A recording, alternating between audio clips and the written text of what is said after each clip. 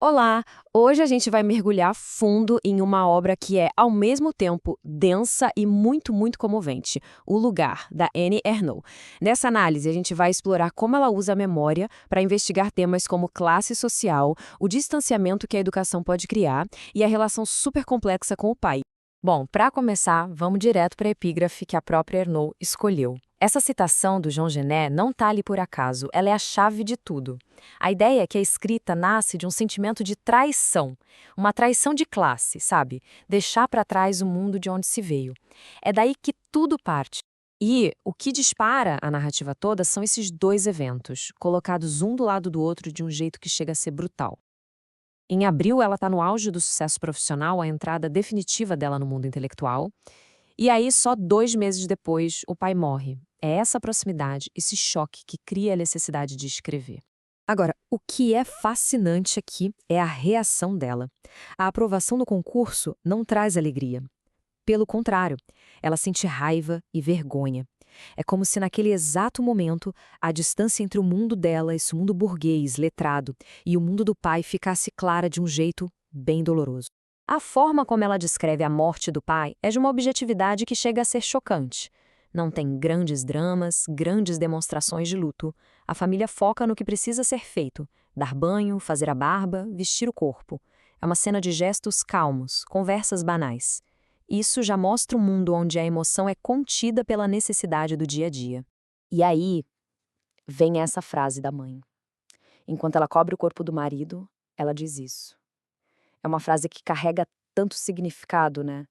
Fala sobre dignidade, sobre pobreza e sobre um tipo de amor que se expressa no cuidado prático, não com palavras bonitas. E é aqui que a ficha realmente cai. No trem, longe da confusão da morte, ela tem essa epifania. A ascensão social dela não é mais uma coisa abstrata. Com a morte do pai, se torna uma realidade definitiva. O abismo entre eles agora é permanente. É tarde demais para qualquer tipo de reconciliação. Para a gente entender essa distância toda, a gente precisa voltar um pouco. Precisa mergulhar no mundo que formou o pai dela. Um mundo regido por outras regras. Um mundo regido pela necessidade. E a Ernaux não romantiza nem um pouco as origens do pai. Ela descreve um ambiente quase medieval, sabe? Onde a vida era dura, a higiene era uma questão de dignidade e a principal preocupação era, simplesmente, sobreviver. 12 anos. Pare e pensa nisso. Com 12 anos, a necessidade da família acabou com a educação dele e selou seu destino: o trabalho braçal. E a vida dele foi essa escada, né? Cada degrau era uma tentativa de melhorar, de fugir de uma dificuldade para muitas vezes encontrar outra. De trabalhador rural, um trabalho pesado, para operário e, finalmente, o sonho de ter o próprio comércio. Mas o medo e a instabilidade nunca foram embora.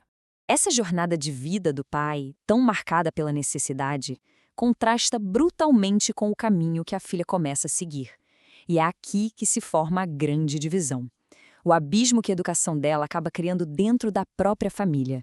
E essa comparação aqui é o coração do livro. De um lado você tem o mundo do pai, definido pelo medo da vergonha social, pelo falar errado, pela necessidade.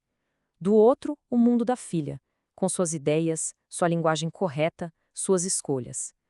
Eram duas realidades completamente diferentes vivendo sobre o mesmo teto. E a língua vira o campo de batalha mais doloroso. Essa frase, dita no momento de frustração de adolescente, resume o conflito.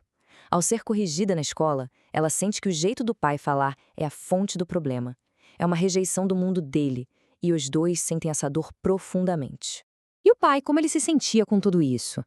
Era uma mistura, né? Um orgulho imenso, claro, mas ao mesmo tempo uma desconfiança daquele mundo de estudos, de livros, um mundo que era misterioso e até meio suspeito para ele. O sucesso dela era a realização de um sonho, mas também o que afastava ela dele. E essa frase, nossa, essa frase do pai é simplesmente devastadora. Mostra que ele tinha total consciência da diferença social entre eles e que o maior esforço da vida dele era tentar proteger a filha da vergonha que ele mesmo sentia por pertencer ao mundo dele. Ok, e aí? Diante dessa divisão tão dolorosa, como é que se escreve sobre isso? É aqui que a Ernaux encontra uma saída literária que é simplesmente genial. Sabe, no começo, ela até tentou escrever um romance mais tradicional, uma história com floreios, cativante, mas não deu certo. Ela sentiu um mal-estar, uma sensação de que aquilo era uma segunda traição, Enfeitar a vida dele seria desrespeitar a dureza que a definiu. E então ela cria esse método, que ela chama de escrita neutra. A meta aqui não é fazer arte, não é criar ficção, é documentar uma vida. É quase um trabalho de socióloga. Coletar as evidências objetivas de uma existência, sem julgamentos, sem sentimentalismo. E o mais interessante é ver o que ela não faz. Ela abre mão de tudo aquilo que a gente costuma associar à literatura, nada de memória poética, nada de ironia, nenhuma preocupação em ser cativante. É uma recusa total em colocar um olhar burguês sobre uma vida operária. E no fim das contas é isso, é essa escrita reta, plana, objetiva, que se torna a maior homenagem de todas. É a única forma que ela encontra de se aproximar do pai de novo, de construir uma ponte sobre aquele abismo que a educação criou entre eles. É um ato de amor e de reparação. E tem essa reflexão dela que é de uma honestidade brutal. A escrita entra justamente onde o silêncio se instalou. O silêncio que nasceu da distância entre os mundos deles.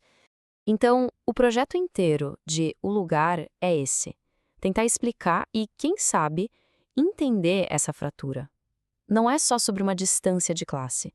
É sobre uma ferida afetiva, um amor que foi quebrado por essa força invisível, mas tão poderosa, que é a classe social. E a gente termina com essa provocação que, na verdade, é a grande questão que o livro deixa pra gente, né? A busca da Annie Ernaux não é só dela. Ela nos obriga a pensar como é que a gente pode dar voz àqueles que ficaram para trás, sem traí-los com a nossa nova língua, nosso novo jeito de ver o mundo. É uma pergunta que fica ecoando.